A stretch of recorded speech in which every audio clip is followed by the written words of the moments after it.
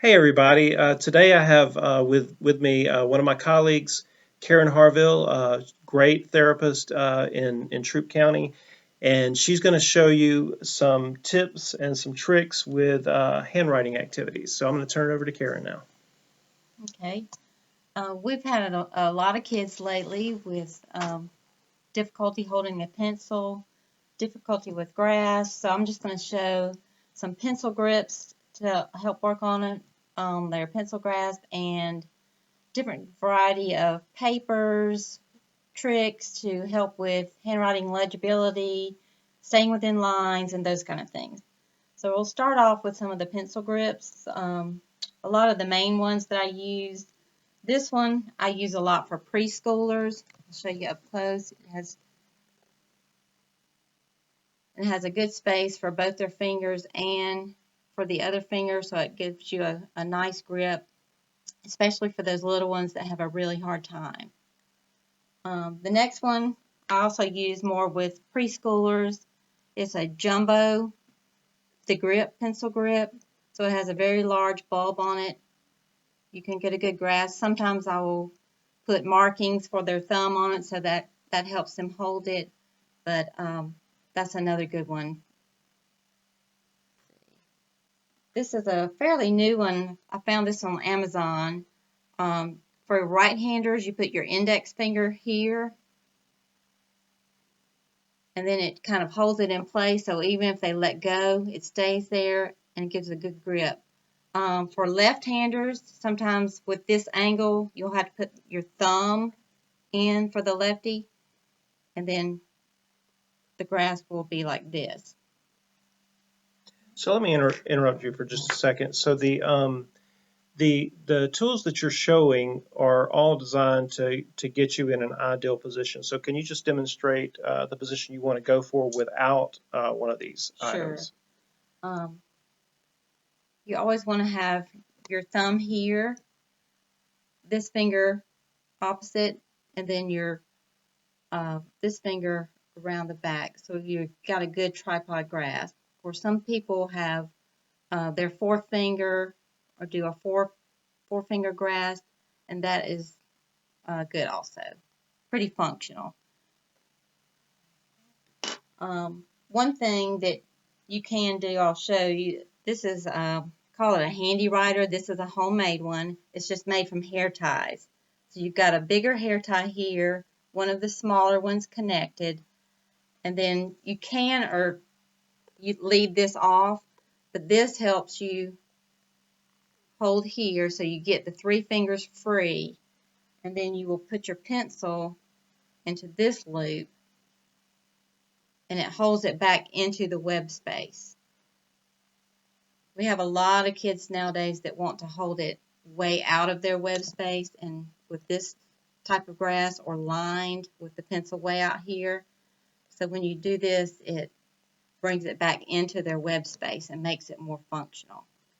The only thing about the handy writer, it is a little bit hard if you're erasing. So you might want to have like a separate eraser for them, or it takes a little bit more guidance sometimes with some of the kids to keep it on or keep it in the right position. But it's good to work on one-on-one or parent working one-on-one for homework, those kind of things. This is another one. I think it's called the crossover. It has little wings. So you put your index finger in one wing and the thumb in the other, and then it kind of helps hold it in position. So that's another good one to use. This one is very similar to that last one I said, but it just doesn't have the wings. So you have to be able to put your fingers in the correct position, but it is a good one. Here's another one that I found on Amazon. It has sort of two spaces, one for your index finger and one for your thumb. You can do it, this way. It holds it fairly well and fairly stable. The one thing I have found, some people like it with just one, so I just cut one off. So you can either, if they're righty, cut this side off, or a lefty, you can cut the other side off to use it. But it's very, very similar to the others. But for me, sometimes it works well. It's just one. Also, here's another one. This is this same grip cut and turned upside down. You put a rubber band here. So if you hold it, let's see, put your thumb here. If you're holding on the rubber band, it gives you that good space here in your thumb. It makes you have the angle here where you're getting it wide and you're not having this kind of grasp that I see with a lot of kids. It kind of gets that web space open and makes it a more functional grasp.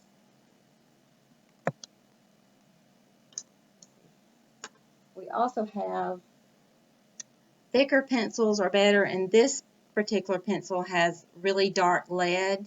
So if you have someone who writes very lightly, if you get the thicker and darker lead, that will help with them with the showing up and not having to do as much pressure. Or you can work on better writing pressure, but this helps. And also I've used it with somebody like someone that has muscular dystrophy that has a hard time writing hard enough for it to show up. The thicker lead helps.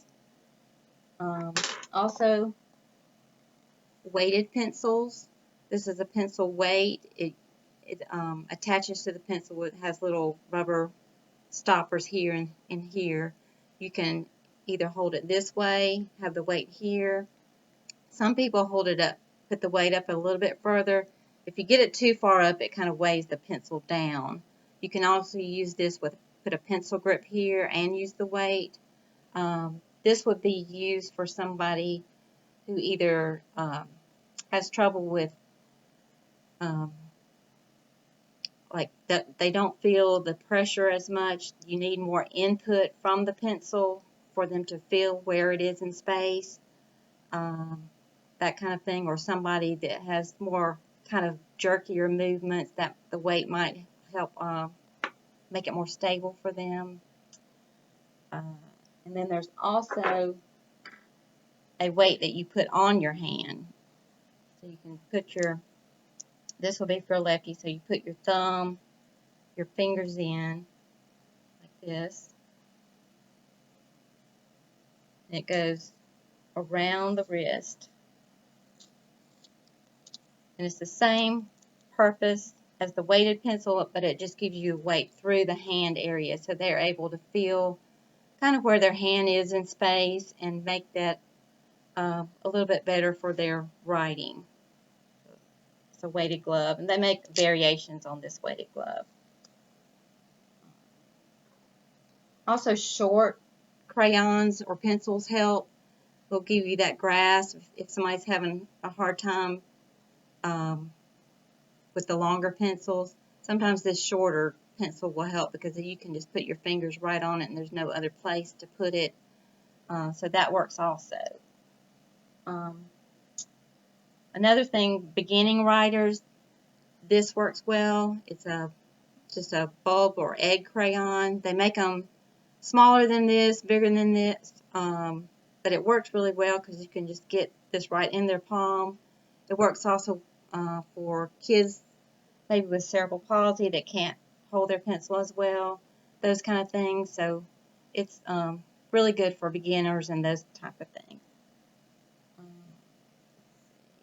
Oh, and one more pencil. We have, it's called the twist and write. You put your index finger through the opening, and then it just kind of sits in the correct position. It'll stay here. You can let go, and it sort of stays in position. You do have to watch. Some kids like to use it like this. So if they keep their finger in through the hole, it works really well.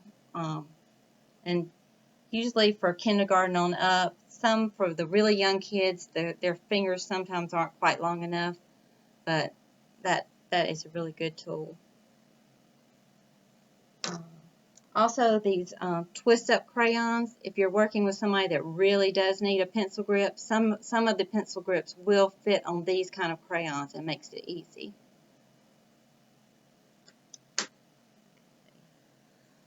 Just keep going. Let's go ahead and pause right there. This is a good review of options for pencil grips, and I think we'll just call this part one of the handwriting activities. Karen has a lot more that she's going to show us, so I'm just going to put a pause on this.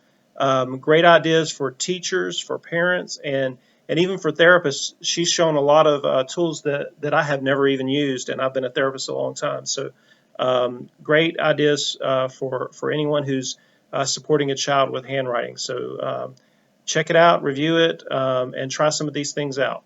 So we'll catch you on the next one.